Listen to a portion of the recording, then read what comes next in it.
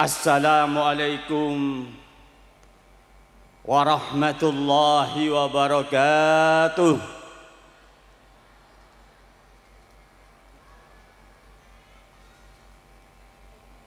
Alhamdulillahi rabbil alamin. Wa bihi nasta'inu ala umuri dunya waddin. Wassalatu wassalamu ala ashrafil anbiya'i wal mursalin Sayyidina wa habibina wa syafi'ina wa qurrati a'yunina wa maulana Muhammadin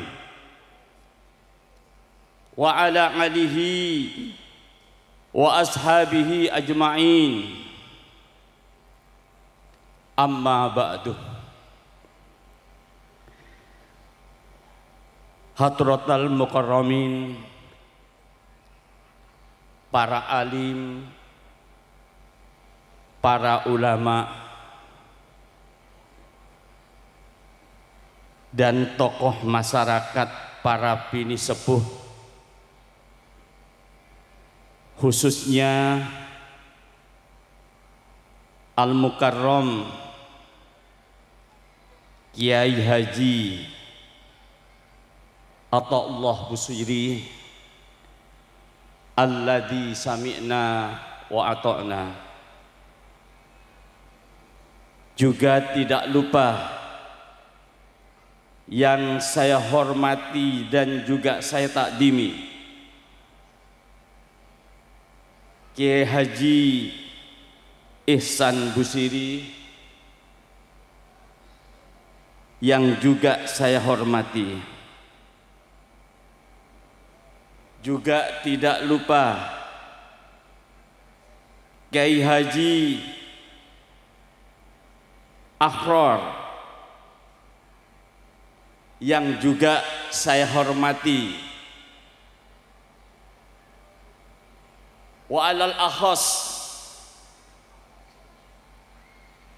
Profesor Kiai Haji Sukron Makmun dari Jakarta yang juga saya hormati.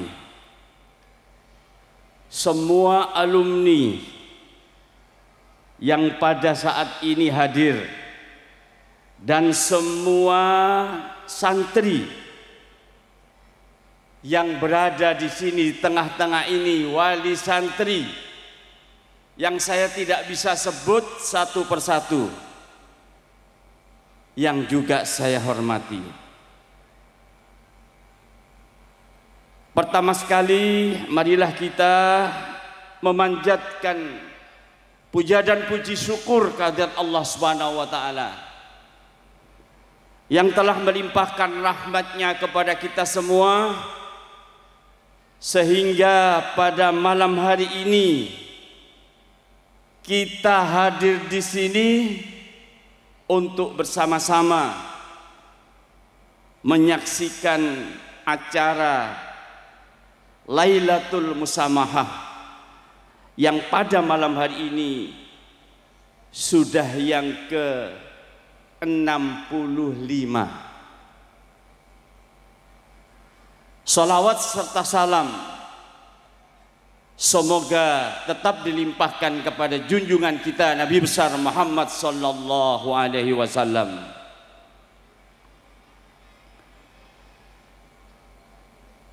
Bapak, saudara-saudara, serta ibu-ibu, dak cakan casedaja. Saya pertama sekali ingin mengucapkan salam takdim, salam silaturahim, salam rindu dan kangen. Lah abid lo tepanggi, 1 tahun sekali baru ketemu. Saya di sini mewakili daripada alumni bahwa saya masuk di pesantren ini tahun 1972.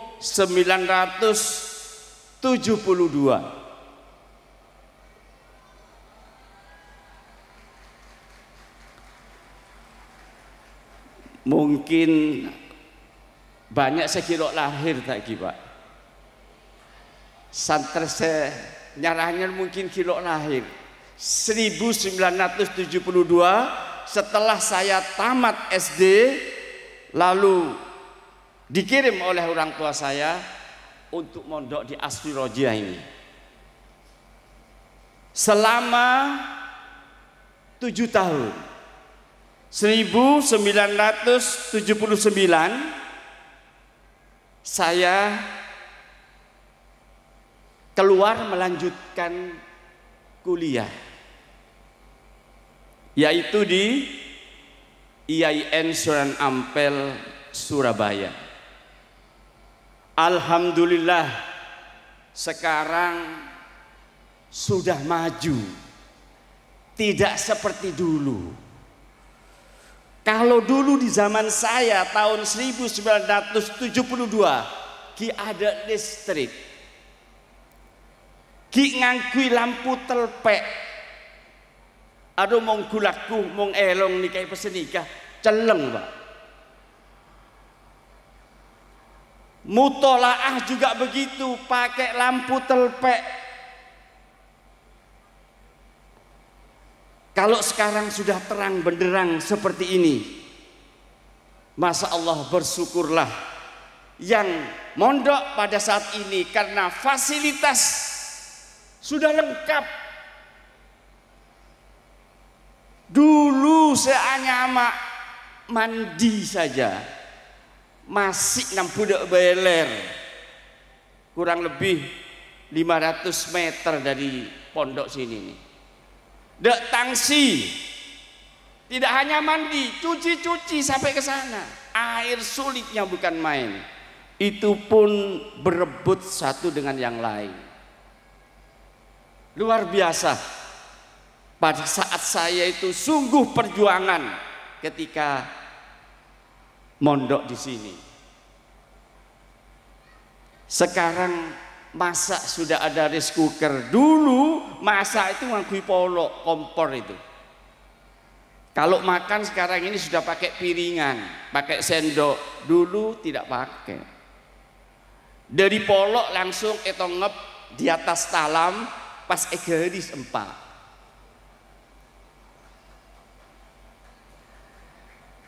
Egeris empat itu tujuannya jangan sampai melebihi rest area, jangan sampai lebih. Geris pemapan kada nih. Jadi egeris empat. Lesengakannya cepet, mereka ada. Jadi lebih ada geris ya. Jadi lo alat-alat. Lah ini zaman dulu itu Pak, Masya Allah. Tapi alhamdulillah sekarang semua fasilitas sudah ada, listrik, terang, semuanya. Yang namanya mandi dan lain sebagainya, sumur air sudah tersedia semuanya. Maka secara logika sudah barang tentu anak sekarang ini karena sudah fasilitas lengkap lebih alim daripada dulu.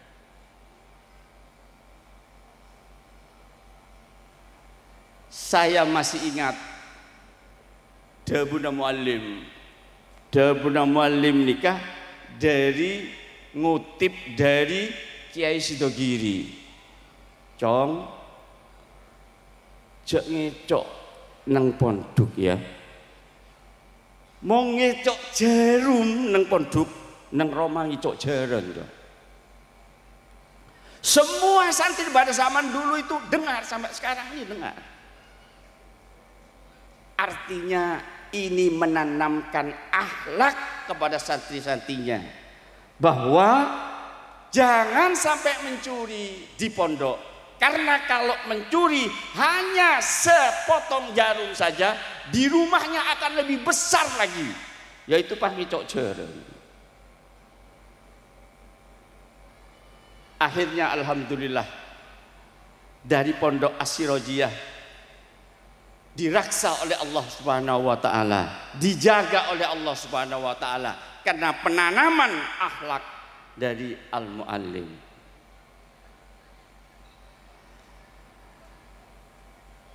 Kemudian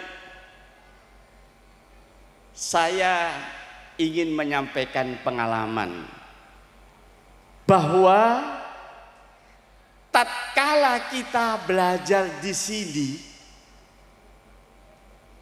apakah itu sampai nidhamiyah, itu sesungguhnya kita baru dapat kunci. Bani langsung alim, gila, jauh. Ki oleh kuncina. Coba kalau kita lihat kurikulum dulu waktu masa saya ya. Nahwul wadih juz 1, juz 2, juz 3, julmiyah, kawatib, kemudian alfiyah juz 1, juz 2, sarana alfiyah, Ibnu Aqil juz 1, juz 2. Saya alhamdulillah bisa sampai ngaji langsung muallim nidhamiyah, sarahnya alfiyah Ibnu Aqil juz 1. Bahasa Arab, sorob, itu semuanya ilmu alat. Ilmu alat itu kunci, miftahul ulum. Maka tatkala setelah keluar dari pondok pesantren sini, kalau tidak mengembangkan, terus nengeneng, diem, jadi kun oleh kunci neto. Pak Eke berkeberak ke temor kuncinya itu, tidak mengembangkan diri, membawa kunci ke sana kemari. Ini ada dua. Apakah dia itu jualan kunci atau tukang kunci? Kalau tidak ada pengembangan, mestinya setelah dapat kuncinya cari lemari ilmunya. Melalui apa? Misalnya melalui tahassus, melanjutkan ke al-jami'ah, perguruan tinggi boleh. Sudah punya alat, sudah punya kunci. Ingin otodidak, ajar kedibi, itu namanya otodidak. Cek melarat tuh bahasa Inggris. Otodidak itu kayak ajar tibi. Buka-buka sendiri, Fathul Mu'in, Irsadul Ibad, Nasoihul Ibad, dan kitab-kitab yang lain. Dengan kunci yang sudah ada, jadilah kita ini banyak wawasannya, ilmunya lebih luas. Seperti saya dulu, ketika sudah selesai sini dapat kunci, saya melanjutkan ke IAIN. Mau bahasa Arab di sini nih, lanjutkan ke IAIN lebih. Begitu ada ujian bahasa Arab, kalau mereng di saya. Lebih yang diajarkan di pondok pesantren ini bahasa Arab di IAIN lebih, artinya apa? Lebih alim dibandingkan dengan yang lain-lain, yang dari SMA, yang dari SMK.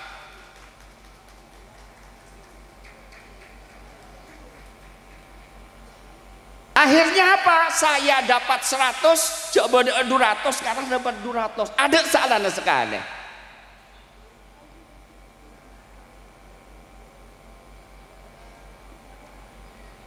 Ma'asyiral muslimin rahimakumullah.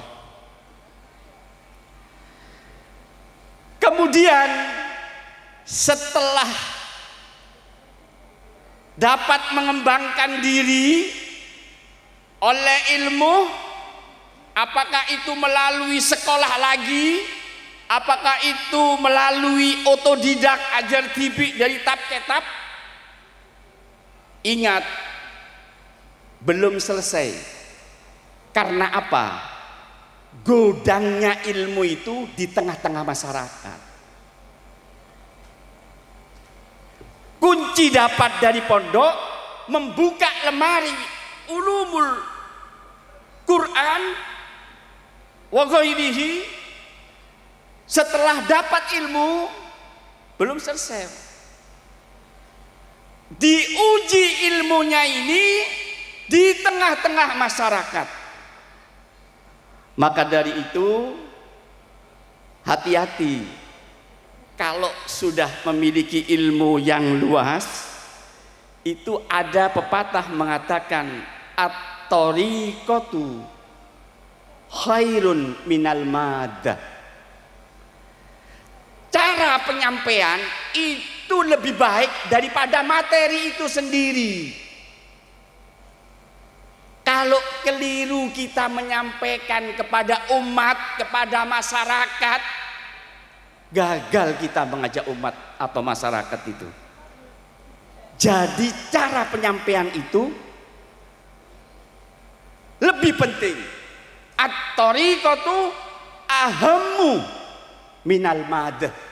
Lebih penting daripada ilmu itu sendiri.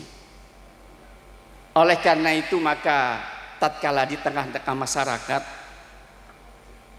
kita tawadhu, tinggalkan takabur, kesombongan, hindari perselisihan, percekcokan di tengah-tengah masyarakat sehingga masyarakat mau menerima kita.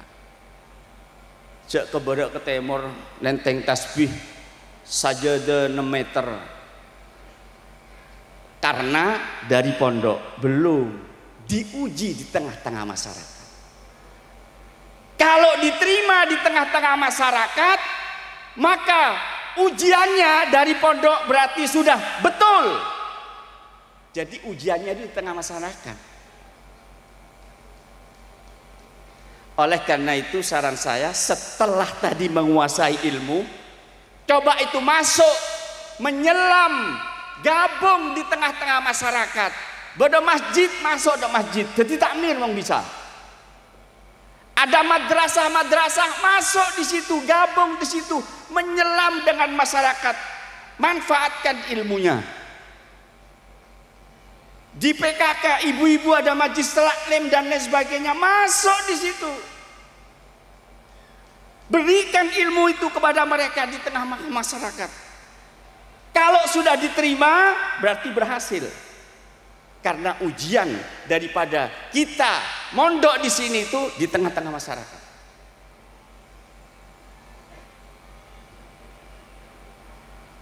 Bapak dan lain sebagainya. Itulah sebabnya maka Allah berfirman, ud'u ila sabili rabbika bil hikmah wal mau'izatil hasanah wajadilhum billati hiya ahsan. Dengan cara yang baik menyampaikannya, hindarkan kesombongan, tonjolkan tawadhu, takabur ditinggalkan, hindari konflik-konflik di tengah-tengah masyarakat. Itu satu. Yang kedua, setelah kita menyelam kepada masyarakat, jangan lupa ada yang namanya mas'uliyatul ulum. Al ilmu syai'un wal mas'ulu syai'un akhar. Ilmu itu sendiri, Pak. Kemudian pertanggungjawaban ilmu, pemanfaatkan ilmu, mengamalkan ilmu itu syai'un akhar, tersendiri juga. Artinya apa? Jadi santri harus memberikan keteladanan kepada masyarakat. Masyarakat itu ingin bukti, Pak.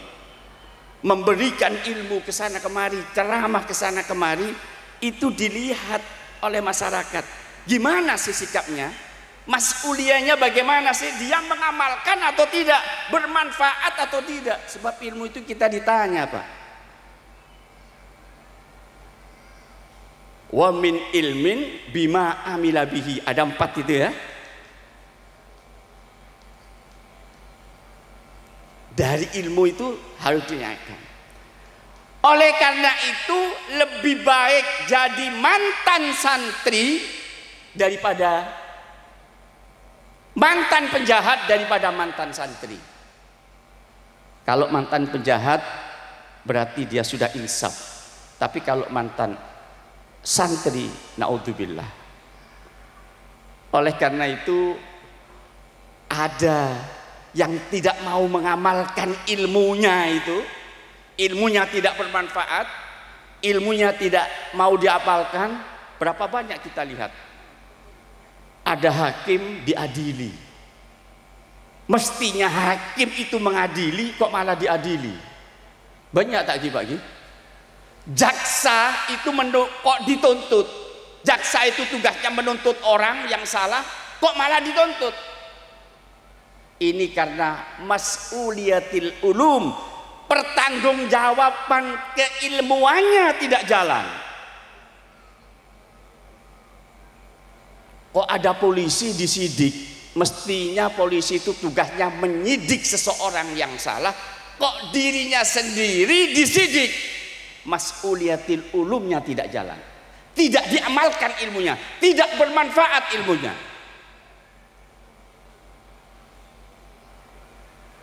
Ada hansip ditangkap, tugasnya hansip itu salah satunya nangkap orang, kok malah dia yang ditangkap. Ada satpam diamankan, dia yang mestinya mengamankan orang, kok malah dia yang diamankan. Jadi pesan saya kepada alumni dan terutama kepada yang mau terjun ke masyarakat, hanya dua itu. Ingat, kita keluar hanya bawa kunci. Yang kedua, at-thariqatu ahammu minal madah. Kemudian yang ketiga adalah mas'uliyatul ulum, harus diperhatikan. Pondok As-Sirajiyah, nama baiknya ada di pundak kalian semuanya. Kalian di tengah-tengah masyarakat diterima, maka Pondok As-Sirajiyah akan berkibar terus sampai di sini, kemudian terus berkibar dan berkembang maju. Ma'asyiral muslimin rahimakumullah. Ini rupanya saya diberi waktu hanya 20 menit. Sudah 25 menit ini saya menyampaikan sambutan wakil daripada alumni, maka manakala ada sesuatu yang tidak berkenan, kami mohon maaf yang sebesar-besarnya. Akhirul kalam, wabillahi taufiq wal hidayah wal ridha wal inayah. Assalamualaikum warahmatullahi wabarakatuh.